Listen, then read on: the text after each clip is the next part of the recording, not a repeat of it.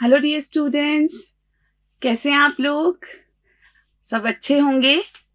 तो बच्चों, आज हम हमारा एक नया चैप्टर शुरू करने जा रहे हैं और उसका नाम है लर्निंग या अधिगम। तो अधिगम या लर्निंग एक ऐसा चैप्टर है जिससे बहुत सारे क्वेश्चंस आपके एग्जाम्स में पूछे जाते हैं। तो अधिगम में प्रश्न जो पूछे जाते हैं वो हमें हमारी जो समझ है मनोविज्ञान की उसको ध्यान में रखते हुए और हम दैनिक जीवन में जो कुछ देखते हैं कुछ कुछ उसका भी उपयोग लेते हुए करने होते हैं। तो बच्चों, आज हम शुरू कर रहे हैं कि अधिगम वास्तव में है क्या, मनोवैज्ञानिक इसे किस दृष्टि से देखते हैं, और साथ के साथ हम ये जानने वाले हैं कि ये जो अधिगम की प्रक्रिया है इसकी खास विशेषताएं क्या होती हैं। तो अधिगम, लर्निंग या सीखना एक ही बात है और आप लोगों ने भी अब तक बहुत कुछ सीखा है और अब आप और भी बहुत नई सारी चीजें सीखने जा रहे हैं। तो ये सीखने की प्रक्रिया क्या है, इसे कैसे समझा जाता है, इसे पढ़ा कैसे जाता है और कैसे कैसे प्रश्न बनते हैं, ये आज हम पढ़ना शुरू कर रहे हैं। तो चलिए समझते हैं अधिगम को। तो अधिगम है क्या, इस बारे में हम बात करें तो एक सिंपल सी बात अपने को याद रखनी है। क्या याद रखना है बच्चों? कि अधिगम जो है उसमें कुछ नए व्यवहारों का अर्जन होता है या कुछ व्यवहार में परिवर्तन सम्मिलित होता है। तो एक सामान्य रूप से कहें तो कौशल और अभिवृत्तियों का अधिग्रहण यानी अर्जन। अधिग्रहण जो शब्द है इससे कंफ्यूज नहीं होना है, इसको हम अर्जन भी लिख सकते हैं। अर्जन जो व्यवहार में बदलाव की ओर ले जाता है, जिसे शिक्षा के लक्ष्य के रूप में स्वीकारा जाता है, उसे ही सीखने के रूप में जाना जाता है। अब इस पूरी बात को आपको समझना है कि वास्तव में ये अधिगम या सीखना ही, सीखने की जो प्रक्रिया है यही शिक्षा का लक्ष्य होता है। जब हम बच्चों को शिक्षा देते हैं, उन्हें शिक्षित करते हैं, तो हम हमेशा ही चाहते हैं वो कुछ नया सीखे। तो वास्तव में ये अधिगम की प्रक्रिया जो है इसमें व्यक्ति के व्यवहार में एक बदलाव आता है या उस बदलाव आने की प्रक्रिया को ही हम सीखना या अधिगम कहते हैं। और खास बात ये है कि इसके द्वारा कौशल और अभिवृत्तियों का अर्जन होता है। कौशल जिसको हम स्किल कहते हैं अंग्रेजी में, कौशल जो शब्द है उससे कंफ्यूज नहीं होना है। स्किल्स और अभिवृत्ति जो है उसको अंग्रेजी में कहते हैं एटीट्यूड, या हम इसको दृष्टिकोण या विचारधारा भी समझ सकते हैं। तो अधिगम द्वारा, सीखने द्वारा हमें नए नए कौशल सीखने को मिलते हैं या हमें नए नए कौशलों का अर्जन होता है, और साथ के साथ हमारी अभिवृत्तियां, हमारे दृष्टिकोण या किसी विशेष व्यक्ति या घटना के प्रति हमारे जो विचार हैं उन विचारों में भी परिवर्तन आता है। और खास बात यह है कि वास्तव में संपूर्ण शिक्षा की प्रक्रिया का जो उद्देश्य है, जो लक्ष्य है, वो यही है कि बच्चों का सही प्रकार से अधिगम हो पाए। अब बच्चों, हम कुछ डेफिनेशंस देख लेते हैं, कुछ ऐसी परिभाषाएं जो हमें अधिगम को और बेहतर रूप से समझने में मदद करेंगी। तो सबसे पहले जो डेफिनेशन है वो है गेट्स एंड अदर्स की, या गेट्स तथा अन्य की। ये परिभाषाएं भी कभी कभी परीक्षाओं में सीधे सीधे पूछ ली जाती हैं। तो सीधा कथन दे दिया जाता है और पूछा जाता है इस कथन का संबंध किससे है या यह परिभाषा किसने दी। और कभी कभी क्या किया जाता है कि जो कथन है उस कथन में से ही प्रश्न बना लिया जाता है। ठीक है, तो ये कुछ महत्वपूर्ण परिभाषाएं हम यहाँ समझने जा रहे हैं। गेट्स तथा अन्य ने क्या कहा? इन्होंने कहा सीखना अनुभव के माध्यम से व्यवहार का संशोधन है। यानी ये जो सीखने की प्रक्रिया है इसमें व्यक्ति अनुभव ग्रहण करते हुए अपने व्यवहार में संशोधन करता जाता है। अंग्रेजी में देख सकते हो, learning is the modification of behaviour through experience. यानी अनुभव के द्वारा किसी विशेष स्थिति में जब आप रहते हैं तो आप उस स्थिति का अनुभव ग्रहण करते हैं। तो अनुभव के द्वारा आपके व्यवहार में जो संशोधन होता है उसे ही गेट्स तथा अन्य ने सीखने का, अधिगम का नाम दिया है। इसके बाद आगे चलते हैं बच्चों। अगली परिभाषा जो है वो है क्रो एंड क्रो की या क्रो एवं क्रो की। क्रो एवं क्रो की ये परिभाषा भी बहुत प्रसिद्ध है बच्चों। क्या कहा है क्रो एंड क्रो ने? इन्होंने कहा सीखना आदतों, ज्ञान और अभिवृत्तियों का अधिग्रहण है। इनका ये जो कथन है कि सीखना जो है आदतों, ज्ञान और अभिवृत्तियों का अधिग्रहण है, ये बहुत महत्वपूर्ण है। अब देखिए आदत या हैबिट अंग्रेजी में भी लिखा है, वैसे हमने वहां देख सकते हो that learning is acquisition of habit, knowledge and attitude.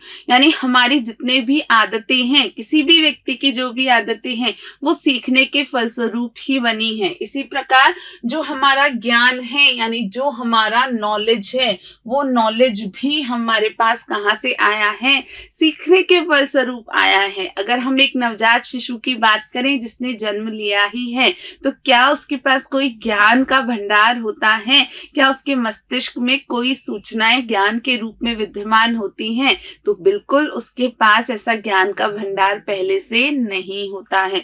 जैसे जैसे वो अपने वातावरण में अनुभव लेता है, वो ज्ञान का अर्जन करता जाता है। तो आपको याद रखना है कि सीखने के द्वारा ही हमारी आदतें बनती हैं, सीखने से ही हम हमारे ज्ञान का अधिग्रहण या अर्जन करते हैं, और सीखने के द्वारा ही मनोवृत्तियां या जो अभिवृत्तियां हैं, हम कहें जो हमारे एटीट्यूड्स हैं, हमारे दृष्टिकोण हैं किसी विशेष व्यक्ति के प्रति, किसी विशेष स्थिति के प्रति, वो उत्पन्न होते हैं।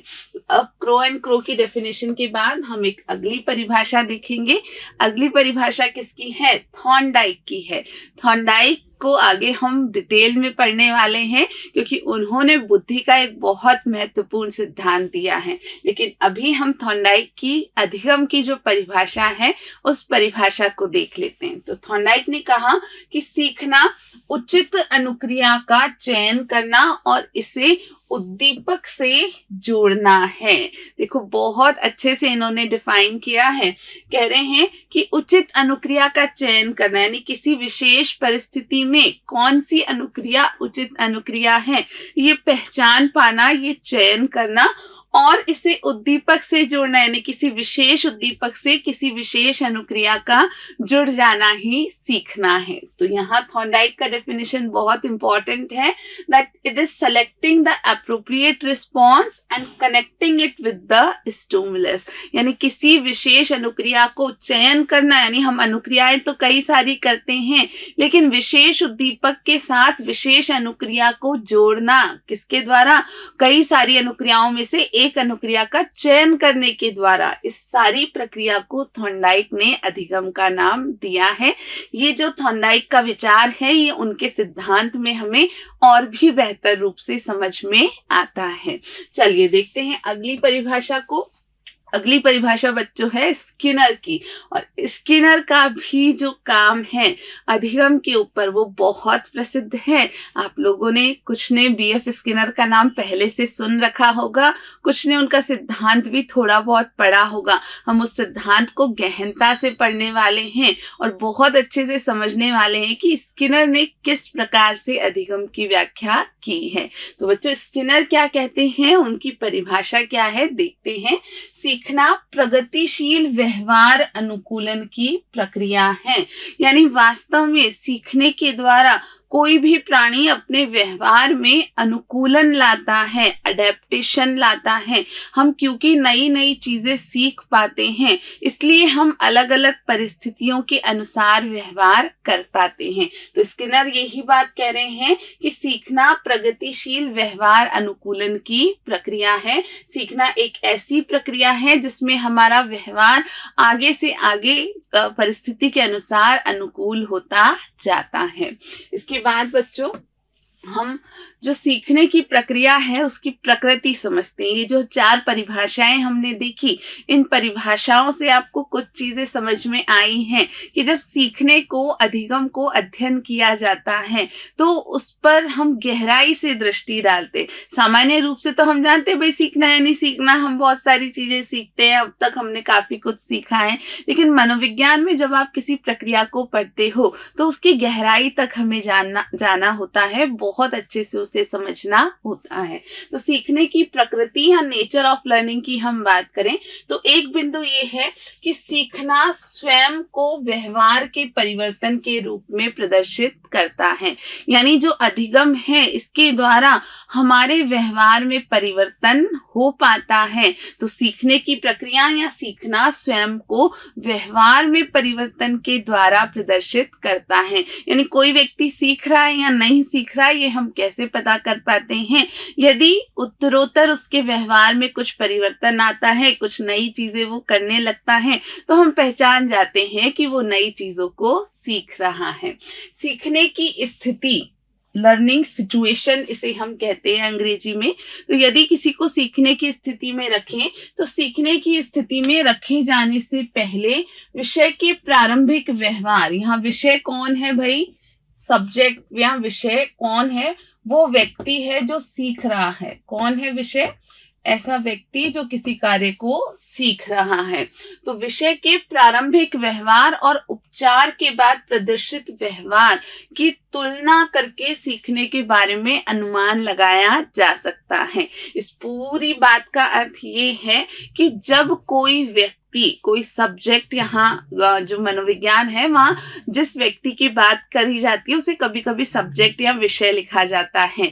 तो जिस व्यक्ति को अधिगम परिस्थिति में रखा गया है यानी उसे कुछ सीखने के लिए रखा गया है, तो वो व्यक्ति उसका जो प्रारंभिक व्यवहार है यानी उस परिस्थिति में जाने से पहले का जो उसका व्यवहार है और फिर जब वो उस परिस्थिति में काफी देर तक रह चुका है उसके बाद का जो व्यवहार है, दोनों की जब हम तुलना करते हैं तब हमें पता चलता है कि सीखने की प्रक्रिया क्या होती है। जैसे आप अभी ये जो वीडियो सुन रहे हैं अधिगम के बारे में, तो इससे पहले जब आपने वीडियो नहीं सुना था तो आपकी स्थिति, और जब आप पूरा वीडियो सुन लेंगे, देख लेंगे, तब आपकी स्थिति में कुछ परिवर्तन होगा, आपके विचारों में, आपकी समझ में कुछ परिवर्तन होगा और इस परिवर्तन को ही सीखने की प्रक्रिया के रूप में समझा जा सकता है। तो बिल्कुल बहुत प्रैक्टिकल सी बात है, लेकिन बच्चे शब्दों से घबरा जाते हैं कभी कभी। तो आप लोगों को बिल्कुल नहीं घबराना है। मनोविज्ञान को हमें बिल्कुल दिल से समझना है। मनोविज्ञान को एक ऐसा विषय समझना है जो बहुत वैज्ञानिक भी है लेकिन उतना ही वास्तविक भी है। ठीक है बच्चों, चलिए आगे बात करते हैं हम। तो यहाँ सीखने की प्रकृति के बारे में कुछ और चर्चा हमको करनी है। जैसे एक बिंदु यह है कि जो परिवर्तन सीखने के फलस्वरूप होता है वो परिवर्तन अपेक्षाकृत स्थायी होना चाहिए। यानी कोई भी व्यवहार में परिवर्तन जो सीखने के कारण हो रहा है वो अपेक्षाकृत स्थायी होना चाहिए, यानी वो व्यवहार में बना रहता है। ऐसे नहीं अचानक परिवर्तन हुआ वापस वो परिवर्तन जो है पुनः लौट गया, तो उसे हम सीखना नहीं कहते हैं। इसे कुछ समय के लिए बरकरार रखा जाना चाहिए। यानी यदि आप कुछ सीखे हैं तो कम से कम कुछ देर के लिए तो आप उस चीज को याद रख पाते हैं। तो यहाँ ध्यान रखना है कि सीखने के फलस्वरूप व्यवहार में जो परिवर्तन आते हैं वो स्थायी होते हैं, या हम मान सकते हैं कि अपेक्षाकृत रूप से स्थायी होते हैं। यानी अचानक से उनमें हम कहें कि ऐसा नहीं होता कि एक क्षण दो क्षण के लिए तो आपने सीखा और फिर गायब हो गया। यदि आप सीख रहे हैं तो कुछ लंबे समय तक उसका प्रभाव रहता है। हाँ, ये बात अलग है कि आप अभ्यास नहीं करेंगे, दोहराएंगे नहीं, तो जो सीखा हुआ आपका कौशल है, ज्ञान है, उसमें कमी आती जाती है। उसकी भी चर्चा हम आगे करेंगे बच्चों। तो परिवर्तन उस प्रकार के परिवर्तन से अलग होना चाहिए जो वृद्धि के लिए जिम्मेदार है। देखो यहाँ एक खास बात है कि जब हम अधिगम संबंधी परिवर्तनों की बात करते हैं तो अधिगम संबंधी जो परिवर्तन है वो उन सभी परिवर्तनों से अलग होने चाहिए जो सिर्फ वृद्धि के फलस्वरूप होते हैं। जैसे किसी की ऊंचाई में परिवर्तन आना। भाई एक बच्चे की ऊंचाई में हम देखते हैं ना कि आयु के साथ परिवर्तन आता है। आप सबकी ऊंचाई में भी आया था जब आपने जन्म लिया था, फिर धीरे धीरे आपकी उम्र बढ़ रही थी। जैसे हम कहें कि एक 4 साल का बच्चा जब वो 6 साल का हो जाता है तो उसकी ऊंचाई में परिवर्तन हमें नजर आता है, ठीक है, हम माप भी सकते हैं उसको। तो वो जो ऊंचाई में परिवर्तन है वो कहाँ से आ रहा है? वृद्धि की प्रक्रिया के फलस्वरूप आ रहा है, उसे अधिगम नहीं कहते हैं। वो चीजें आपने वृद्धि और विकास में अच्छे से समझी है बच्चों। आपको ध्यान रखना है कि ऐसे परिवर्तन जो वृद्धि के कारण है, जो कोशिकाओं की गुणन के कारण है, जो सिर्फ आंतरिक रूप से मुख्यतः आते हैं, उन्हें हम अधिगम का नाम नहीं दे सकते हैं। एक उदाहरण है ऊंचाई में परिवर्तन, या दूसरा उदाहरण है व्यायाम के माध्यम से मांसपेशियों का विकास। जो जिम जाते हैं लोग, ठीक है, व्यायाम करते हैं और उस व्यायाम के बाद उनकी मसल्स डेवलप होती हैं। तो जो मसल्स में परिवर्तन आ रहा है, मांसपेशियों में जो परिवर्तन आ रहा है, जो किसके माध्यम से आ रहा है? व्यायाम के माध्यम से आ रहा है, उसे भी अधिगम नहीं कहा जाता है। उसे क्या कहा जाएगा? वो एक आंतरिक परिवर्तन है, वो आपकी कुछ क्रियाओं का जो योगदान है उसमें रहता है। लेकिन ये जो मांसपेशियों में परिवर्तन आ रहा है, मांसपेशियों में मजबूती आ रही है, उसे अधिगम का परिणाम नहीं कहा जा सकता। चलिए बच्चों, इसकी प्रकृति के बारे में कुछ और बात करते हैं। तो यदि हम अधिगम की बात करें, सीखने की बात करें, तो कब हम कह सकते हैं कि अधिगम संपन्न हुआ है? तो अधिगम की प्रक्रिया के क्या मानदंड है, क्या क्राइटेरिया है, ये भी हमें समझना जरूरी है। तो पहला जो मानदंड है वो ये है कि सीखने के लिए सबसे पहले व्यवहार में परिवर्तन का जो तत्व है वो प्रकट रूप से यानी अवलोकन योग्य हो, या फिर गुप्त रूप से यानी छुपा हुआ या गैर अवलोकन योग्य हो, लेकिन होना चाहिए। जो अर्थ है इसका ये है कि अधिगम के कारण व्यवहार में जो परिवर्तन आते हैं उनमें से कुछ परिवर्तन स्पष्टतः हमें दिखाई देते हैं, जिन्हें हम यहाँ पर प्रकट परिवर्तन कह रहे हैं या अवलोकन योग्य परिवर्तन कह रहे हैं। लेकिन कुछ परिवर्तन छिपे हुए होते हैं, अवलोकन योग्य नहीं होते हैं। तो ऐसे छिपे हुए या गैर अवलोकन योग्य परिवर्तन जो किसी में सीखने के फलस्वरूप हो रहे हैं, वो भी ये इंगित करते हैं कि अधिगम हो रहा है। हो सकता है कि आप जो मनोविज्ञान का अभी ज्ञान ग्रहण कर रहे हैं, या हम कहें आप जो सूचनाएं प्राप्त करके अपने ज्ञान का निर्माण कर रहे हैं, उसमें अधिगम की प्रक्रिया सम्मिलित है। लेकिन आपको देख करके कोई ये नहीं बता सकता ना कि हाँ आप में अधिगम हुआ है मनोविज्ञान का। हाँ, आपसे किसी ने प्रश्न पूछा तब वो बता पाएगा कि हाँ इस बच्चे में अब मनोविज्ञान की समझ विकसित हुई है, यानी इसने कुछ और सीखा है। लेकिन देखने से तो नहीं पता चलेगा ना। तो यहाँ ध्यान रखना है कि अधिगम के कारण जो परिवर्तन होते हैं वो स्पष्ट प्रकट भी हो सकते हैं या कई बार गैर अवलोकन योग्य होते हैं। खास बात यह है कि व्यवहार में परिवर्तन यहाँ महत्व रखता है।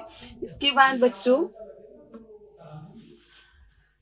कुछ स्थितियां जिन्हें हम अधिगम नहीं कह सकते हैं वो भी जाननी जरूरी है। तो थकान या अन्य अस्थायी स्थितियां, जैसे ड्रग्स या अल्कोहल का उपयोग, किसी व्यक्ति ने ड्रग्स लिया, अल्कोहल लिया, तो इनके परिणाम स्वरूप भी किसी के व्यवहार में क्षणिक परिवर्तन देखने को आते हैं। यानी हाँ, ड्रग्स लेते ही व्यक्ति का व्यवहार अलग हो जाता है, या अल्कोहल का उपयोग करने पर, शराब पीने पर जो व्यवहार नजर आता है वो सामान्य से अलग नजर आता है, लेकिन उन्हें हम अधिगम या लर्निंग नहीं कह सकते। इसी प्रकार तीसरा जो मानदंड है वो क्या है कि व्यवहार में परिवर्तन पर्यावरण के संपर्क पर आधारित होना चाहिए। कि जब अधिगम की प्रक्रिया होती है तो किसी न किसी रूप में हमारे वातावरण या पर्यावरण से संपर्क होता है। तो यहाँ आप ध्यान रखें कि अधिगम संपन्न होने में ये भी एक खास बात है कि सामान्यतः अधिगम की प्रक्रिया हमारे वातावरण के संपर्क के फलस्वरूप होती है। चलो बच्चों, अब हम कुछ और जो निष्कर्ष है वो प्राप्त करते हैं। जो अभी तक हमने चर्चा की उससे क्या निष्कर्ष निकलता है? ये निष्कर्ष निकलता है कि अधिगम में व्यक्ति के अनुभव के परिणाम स्वरूप उसके व्यवहार में परिवर्तन शामिल होता है। यानी जब हम अधिगम या सीखने की बात करते हैं तो ये एक ऐसी प्रक्रिया है जिसमें व्यक्ति अपने वातावरण के साथ अंतर्क्रिया करता है, अनुभव ग्रहण करता है और उस अनुभव के परिणाम स्वरूप ही उसके व्यवहार में कुछ विशेष परिवर्तन आता है और ये संपूर्ण प्रक्रिया अधिगम या सीखना कहलाती है। इसके बाद बच्चों हमें जो निष्कर्ष है उसके अलावा जो 2 बिंदु और यहाँ चर्चा करने हैं वो ये हैं कि ये किस रूप में प्रकट हो सकता है, यानी जो व्यवहार में परिवर्तन है वो किस रूप में प्रकट हो सकता है। तो यह इस रूप में प्रकट हो सकता है जैसे कि व्यक्ति सोचता है, यानी उसके सोचने समझने की क्षमताओं में परिवर्तन आ सकता है जिसे हम संज्ञानात्मक पक्ष में रखते हैं।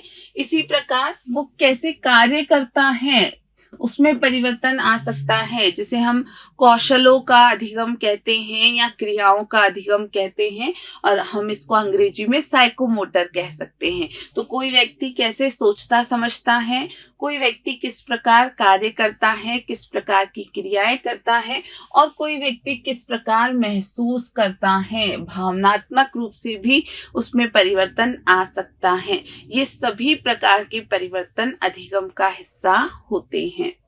हालांकि व्यवहार में परिवर्तन ड्रग्स या अल्कोहल लेने के कारण होने वाली ऐसी अस्थायी स्थितियों के कारण नहीं होना चाहिए। ये हम पहले ही चर्चा कर चुके कि व्यक्ति के व्यवहार में जो परिवर्तन है वो यदि ड्रग्स के कारण, अल्कोहल के कारण अस्थायी रूप से हो रहा है तो उसे अधिगम का नाम नहीं दिया जा सकता।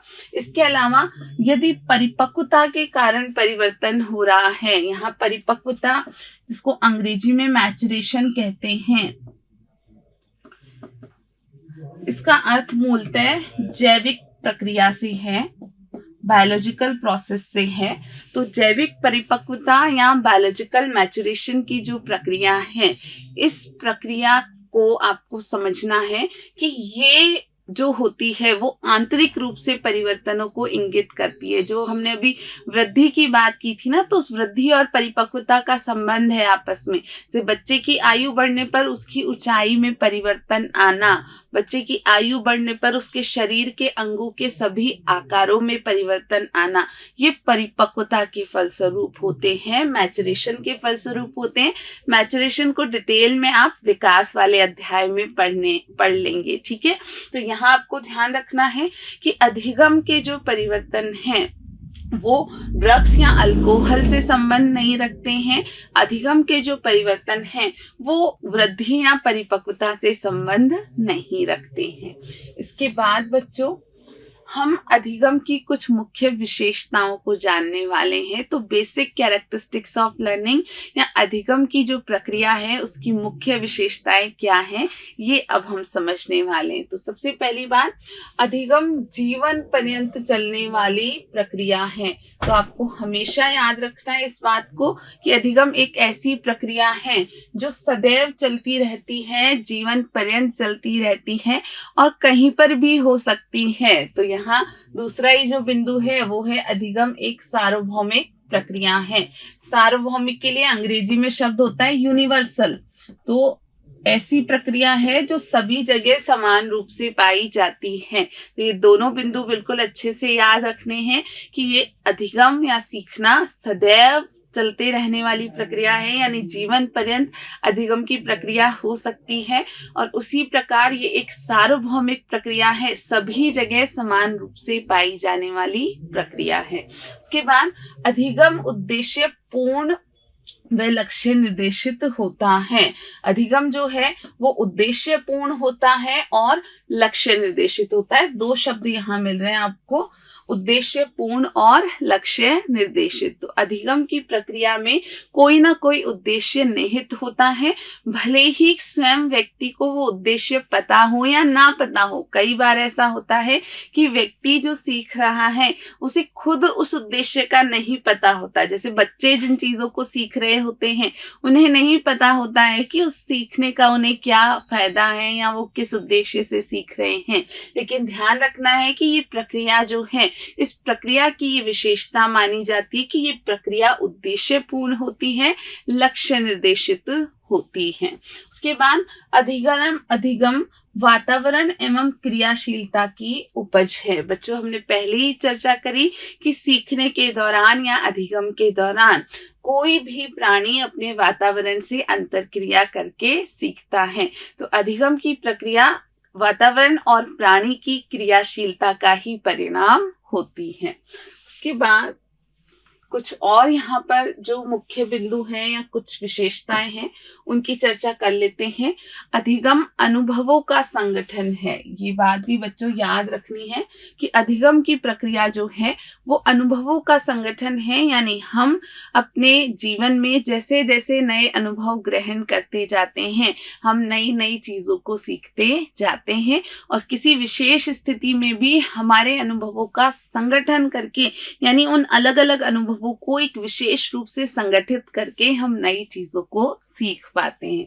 उसके बाद सीखना अनुकूलन है। बिल्कुल, ये बात भी हमने पहले कर ली कि सीखने के फलस्वरूप ही व्यक्ति अपने आसपास की परिस्थितियों के साथ अनुकूलित हो पाता है या सही रूप से अनुकूलन कर पाता है। इसके बाद अधिगम व्यक्तित्व के सर्वांगीण विकास में सहायक होता है। ये भी बिल्कुल सच है बच्चों कि ये जो अधिगम की प्रक्रिया है वो व्यक्तित्व के संपूर्ण विकास में या सर्वांगीण विकास में सहायक होती है। इसके पश्चात अर्जित व्यवहार की प्रकृति अपेक्षाकृत स्थायी होती है।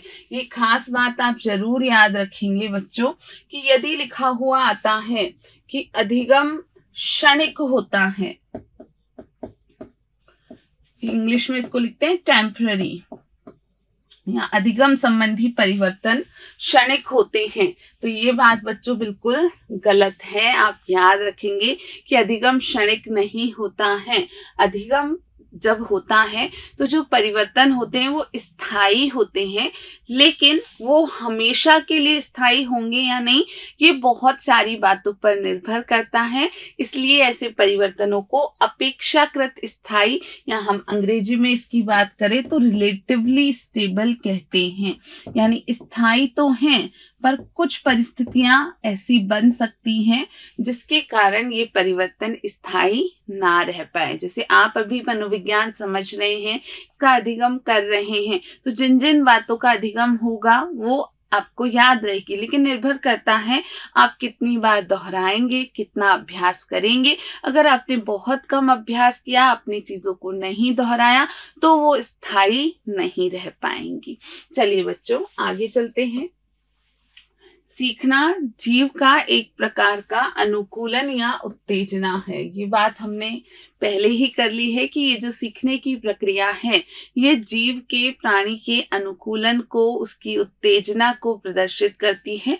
यानी विभिन्न परिस्थितियों में प्राणी अपनी उत्तेजना, अपने अराउजल के कारण, यानी वहां वो कुछ प्राप्त करना चाहता है, उसके लिए उसमें उत्तेजना होती है और इसके लिए ही वो अपने आप को उस वातावरण से अनुकूलित कर लेता है। उसके बाद सीखना एक आंतरिक प्रक्रिया है। बिल्कुल बच्चों ये याद रखना है कि ये प्रक्रिया बाहर से देखी नहीं जा सकती है।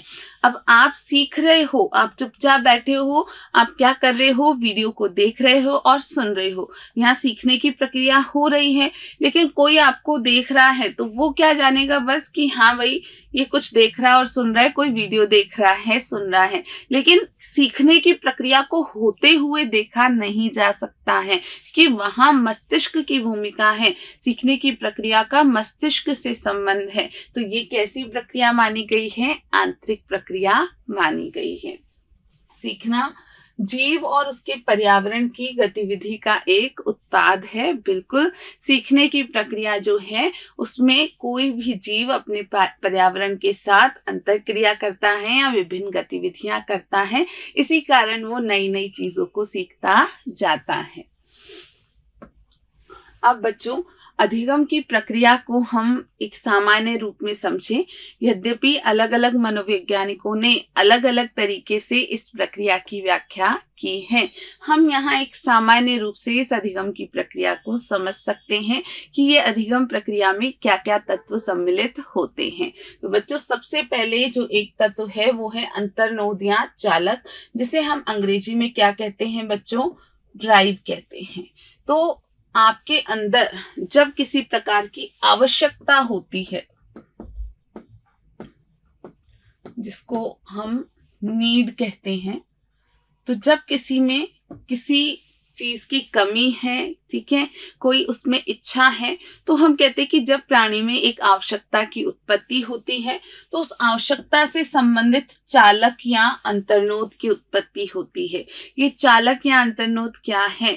तो एक प्राणी की असंतुलनमय स्थिति जो होती है, जिस स्थिति में वो अधिक समय तक नहीं रह पाता है, उसे ही अंतर्नोद या चालक कहते हैं, ठीक है। या कोई चीज को प्राप्त करने की जो आंतरिक स्थिति है, उसको ही ड्राइव, अंतर्नोद या चालक कहते हैं। अब उस अंतर्नोद को पूर्ण करने के लिए आपके समक्ष आप क्या खोजते हैं? एक लक्ष्य ढूंढते हैं या खोजते हैं।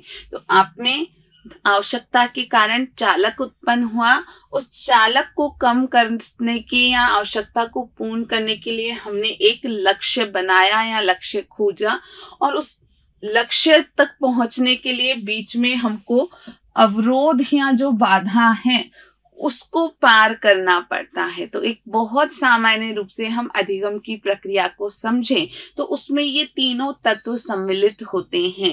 यानी प्राणी में किसी विशेष प्रकार की आवश्यकता के कारण उसमें क्या होता है? ड्राइव या चालक उत्पन्न होता है। वो चालक किससे संबंध बना लेता है? एक लक्ष्य से, कि ये चालक जो है ये तभी खत्म होगा जब इस लक्ष्य को प्राप्त कर लिया जाएगा। और ये लक्ष्य को पहुंचने के लिए, उस लक्ष्य तक एक्चुअल में जाने के लिए हमें अवरोध को, बाधा को, यानी कि बैरियर को, तो यहाँ ड्राइव हो गया, ये है गोल और ये है बैरियर। तो साधारण रूप से अधिगम की प्रक्रिया को मनोविज्ञान में जब पढ़ा जाता है तो ये तीन तत्व माने जाते हैं, ड्राइव, गोल और बैरियर्स, या हम कहें चालक, लक्ष्य और अवरोध। तो चालक की उत्पत्ति हमें लक्ष्य तक पहुंचाने के लिए होती है, और लक्ष्य तक पहुंचने के लिए हमें बाधाओं को या अवरोधों को पार करना पड़ता है। इसके बाद बच्चों, हम सीखने की प्रक्रिया के जो तत्व हैं, खासकर ह्यूमन लर्निंग या मानव के सीखने की प्रक्रिया के 4 तत्व माने जाते हैं। वे कौन कौन सम्मिलित होता है? जब सीखने की प्रक्रिया संपन्न होती है तो वहां कौन कौन सम्मिलित होता है? तो एक होता है अधिगमकर्ता या लर्नर, डेफिनेटली, जैसे अभी आप क्या हैं? लर्नर हैं। उसके बाद उद्दीपन स्थिति सम्मिलित होती है। तो आपके लिए मेरी आवाज जो है या जो वीडियो नजर आ रहा है वो क्या बना रहा है? एक प्रकार की उद्दीपन स्थिति बना रहा है। ये आपकी स्टिमुलस सिचुएशन है, उद्दीपन स्थिति है।